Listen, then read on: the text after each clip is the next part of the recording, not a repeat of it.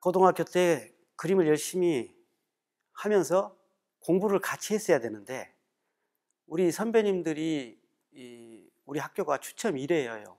그래가지고 우리 선배님들이 1회 선배밖에 없는데 그 선배들은 그림만 그리게 했었어요. 만약에 일주일에 한 번씩 그림을 검사를 하는데 만약에 그림을 안 그려오면은 혼나고 그랬어요.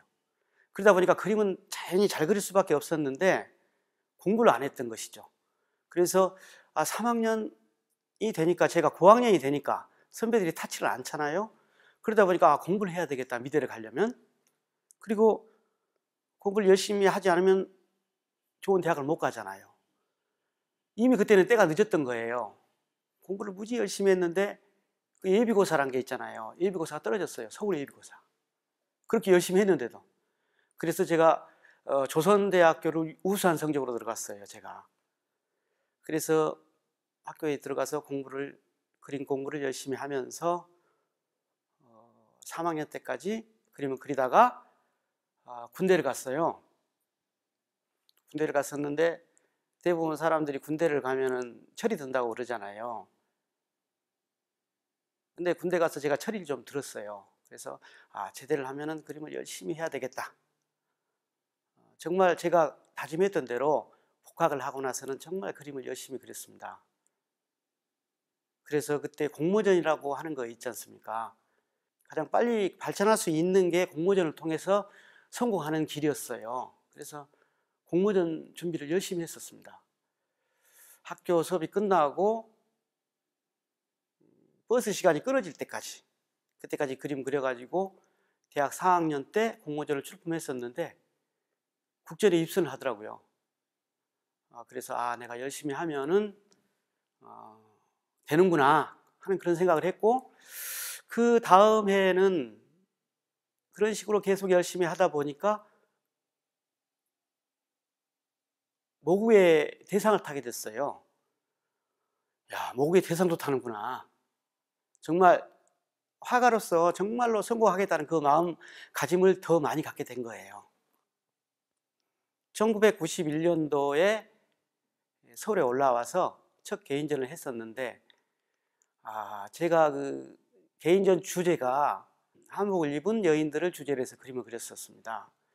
그 이유는 제가 대학원 석사 전부 논문이 혜원 신윤복의 에로틱한 풍서가에 대한 연구였어요.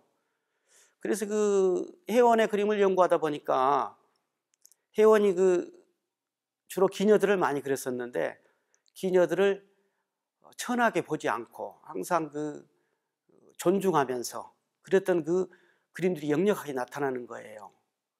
그래서 나도 그 혜원의 영향을 많이 받아서 그런 우리 고전적인 아름다운 여인들을 현대적인 감각에 맞춰서 그려보자 해서 첫 번째 개인전을 했던 것입니다. 어떻게 하면 아름답게 그릴 것인가, 어떻게 하면 예쁘게 그릴 것인가, 그것을 노력하면서 그걸 그렸거든요. 감미롭게 그리려고 노력했고, 그러다 보니까 반응이 아주 좋았습니다. 그런데 좀 세월이 좀 흐르다 보니까 사람이 계속 사실적으로 그림을 그리다 보면 조금 실증이 나요. 물론 취미가 사람들이 살다 보면 바뀌어지잖아요. 음식이라든지, 예를 들어서 음식 같은 경우도 국수를 먹고 싶었는데 이제 국수가 먹기 싫다, 그런 경우가 있듯이 너무 사실적으로 그리니까 제가 물론 그림을 오랫동안 그리려고 한다면은 기본을 그리는 기간이 좀 오랫동안 있어야 되지 않겠어요? 그래서 자꾸만 새로운 그림을 그리고 싶은 욕망이 많았었어요. 근데 그 욕망을 일부러 억눌렀어요. 내가 50년 동안 그림을 그려야 될 텐데 5년 동안 기초를 하지 않으면은 5년 정도도 기초를 하지 않으면서 어떻게 그림을 그릴 수가 있겠느냐 하면서 새로운 그림을 그리고 싶었는데도 참았다는 거죠. 근데 그 두 번째 전시할 때는 바꾸고 싶더라고요.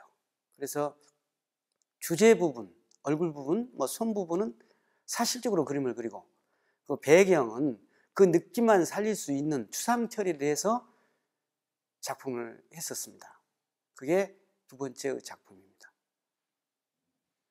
그랬더니 훨씬 더 보통 그림을 보면서 그냥 풀어진 그림이라고 그러잖아요. 좀 더 자유스럽다. 사진처럼 그리면은 굉장히 좀 보기가 딱딱한데 배경을 추상적으로 처리하다 보니까 그림이 참 보기가 좋다. 이런 얘기를 많이 들었었습니다. 근데 그 다음에는 제가 세계 각국을 여행하면서 그 춤에 관한 것을 연구를 많이 했어요. 그리고 춤을 그림을 그리기 시작했는데 표현 방법은 넓은 그 나이프 색면에 가늘고 예리한 날카로운 그 선으로서 춤 사이에 대한 긴장감을 높여주고 속도감을 주고 또 현장감을 주기 위해서 굉장히 추상화된 그런 작품으로서 5년 동안 선보인 것입니다. 세계 각국의 춤을 그렇게 해서 그림을 그렸습니다. 저는 저희 부모님도 여행을 좋아하시고 저도 여행을 너무 좋아했었습니다. 제가 여행 자유화가 되기 이전에 나이 제한에 걸려서 해외여행을 못 갔을 정도니까요. 그래서 저는 많이는 다니지 않았습니다만 60개국 정도는 다녔습니다. 그래서 그곳에서 보고 느낀 것을 그림을 그리고 어쩐 여행지에서는 우연히 박물관에 갔다가 재미있는 그림을 보고 제 그림의 방법이 바뀌어진 경우도 있습니다. 그러니까 초창기 때 자세히 그렸는데 그 초창기 때 자세히 그린 그림은 대상을 보고 그냥 그림을 그렸던 것이고 현재 자세히 그린 그림은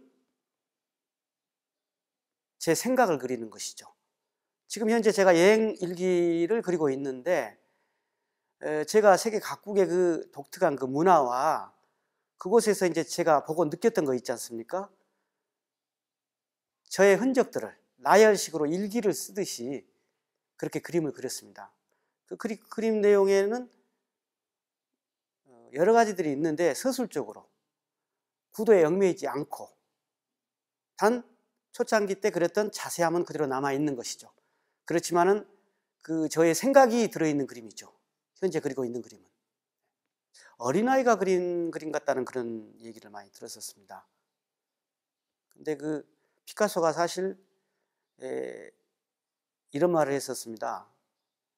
어린아이 같이 그림을 그리기까지 80년이라는 세월이 흘렀다고.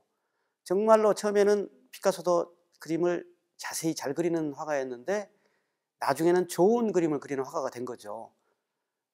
그러니까 그게 도가 높을수록 어린아이 같은 그림을 그릴 수 있다는 그런 생각을 저도 하게 돼서 그렇게 그렸던 것 같습니다.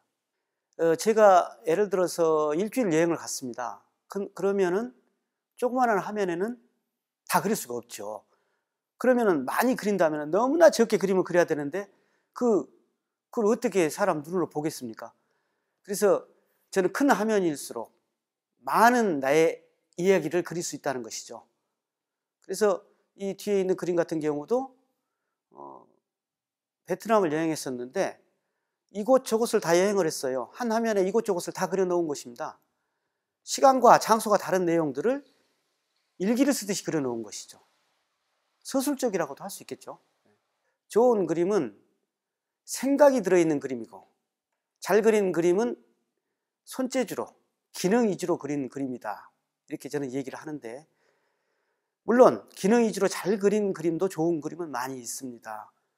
남이 하지 않는 그런 그림들을 잘 그려놓으면 독특하지 않습니까? 그러면 자기의 세계가 되는 것이죠. 그런데 잘 그리는 그림이 유행을 탄다고 그래서 이 사람 저 사람 다 잘 그려놓으니까 사인을 보지 않고는 그 그림을 누구의 그림인지를 알 수가 없는 것입니다. 그래서 그런 그림은 잘 그린 그림이기 때문에 그리지 말아라. 저는 그렇게 얘기를 하는 편이고 좋은 그림은 뭐냐? 생각이 있는 그림을 그려야 된다는 것이죠. 독특한 그림, 자기만의 그림을 그려야 된다는 것입니다. 옛날에 보면은 우리 국전 시절에 국전심사위원하고 운영위원하고 예를 들어서 대통령 초상화도 그리고 정말로 잘 나가고 돈 잘 버는 화가들도 많이 있었어요. 그런 화가들이 과연 끝까지 좋은 작품으로 남아 있었던가, 작품값을 좋게 받을 수 있었던가 한번 생각해 보시면 알 거예요. 정말로 그 시절에 그림 같지 않는 그림 그린다고 손가락질 받고 했던 이중섭 작가, 박수근 작가는 세월이 흘러서 얼마나 많은 그 존경을 받으면서 작품값도